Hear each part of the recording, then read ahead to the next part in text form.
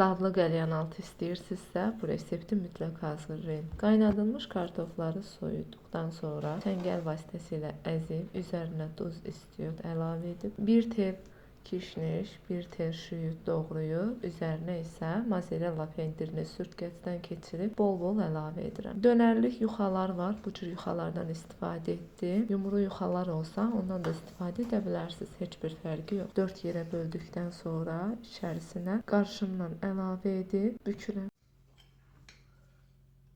Rulo şəklində bükdüyüm nələri qızğın yağda hər tərəfi qızarana qədər bişirirəm.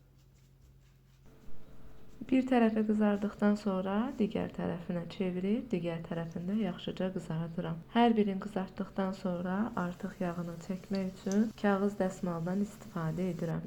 Çox ləzzətlidir.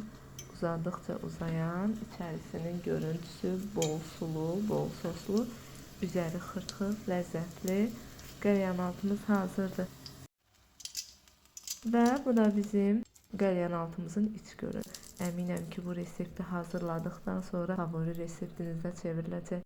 Videonu itirməmək üçün yaddaşa verməyi unutmayın. Hələlik dadlı və ləzzətli reseptlər üçün izləmədə qalın.